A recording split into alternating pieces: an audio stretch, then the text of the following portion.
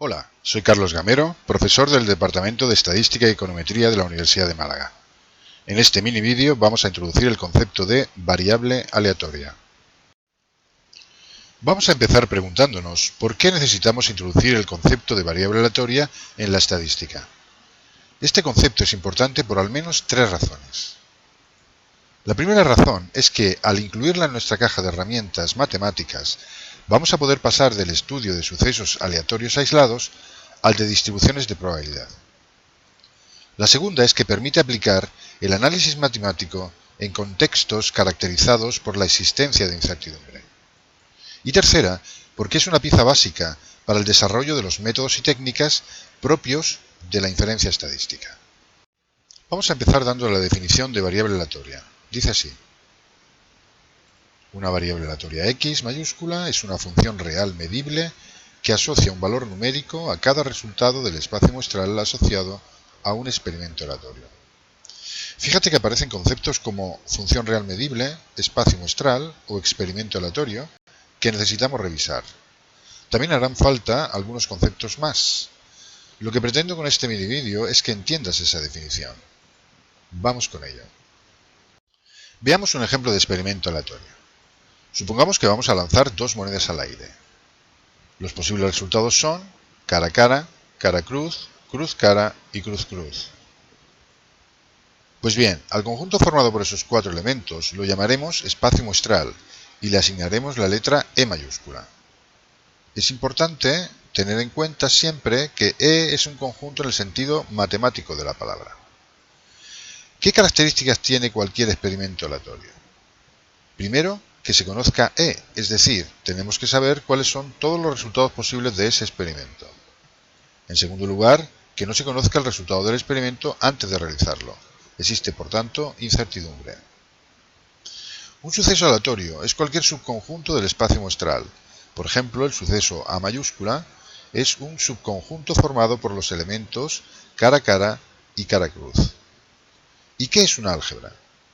Es un conjunto de sucesos especial, ya que contiene a todas las uniones y complementaciones de los sucesos reunidos en ella. Por eso se habla de conjunto cerrado. También incluye el espacio muestral y el conjunto vacío. Al estudiar un experimento aleatorio, nos va a interesar asignar probabilidades a los sucesos incluidos en el álgebra sobre la que queremos trabajar. Sigamos con nuestro ejemplo. Nuestro espacio muestral consta de cuatro elementos. Podemos calcular la probabilidad de sacar dos caras como cociente entre el número de resultados favorables a ese suceso y el número de resultados posibles. Esto se conoce como regla de Laplace. Tenemos un caso favorable y cuatro casos posibles, de manera que la probabilidad es un cuarto. De la misma manera podemos calcular las probabilidades del resto de sucesos elementales, siendo todas ellas iguales a un cuarto. En el caso de suceso compuesto, la forma de proceder será la misma. Por ejemplo, la probabilidad de sacar una cara y una cruz es 2 cuartos, esto es, un medio.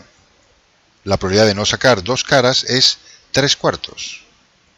La terna formada por el espacio muestral E, el álgebra de sucesos A y las probabilidades P se conoce como espacio probabilístico. El espacio probabilístico caracteriza completamente el fenómeno aleatorio, ya que señala el espacio muestral, el álgebra y las probabilidades de los sucesos incluidos en ella. Entonces, ¿por qué definir una variable aleatoria? Volviendo a nuestro ejemplo, el problema es que los resultados de nuestro experimento no son cuantitativos, sino cualitativos, ya que no se expresan mediante números. Los resultados cualitativos son difíciles de manejar desde un punto de vista matemático. La variable aleatoria nos permite traducir esos resultados a números. Veamos cómo. En nuestro ejemplo, vamos a definir una variable aleatoria x mayúscula como el número de caras al lanzar dos monedas al aire. Es importante entender que x no es una variable en el sentido en el que comúnmente la entendemos. Es una función que tiene como dominio o conjunto origen el espacio muestral y como conjunto imagen un subconjunto de los números reales, en concreto los números 0, 1 y 2. La imagen por esa función del resultado sacar dos caras es 2. La imagen de sacar dos cruces es 0. Y la correspondiente a sacar una sola cara, 1. Efectivamente, es una función real. porque su conjunto imagen está incluido en los números reales, pero no es de variable real, ya que su dominio no es un conjunto de números, sino el espacio muestral. Vamos a hablar ahora de probabilidades inducidas y de medibilidad.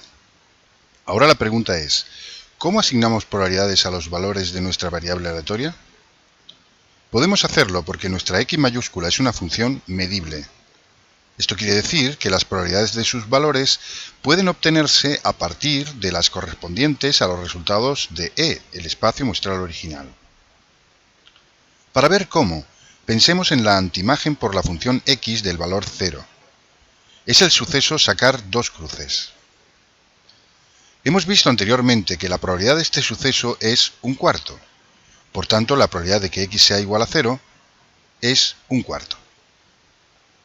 Ahora pensemos en la antiimagen por la función x del valor 1. Es el suceso sacar una cara. Sabemos que la probabilidad de este suceso es un medio. Por tanto, la probabilidad de que x sea igual a 1 será un medio.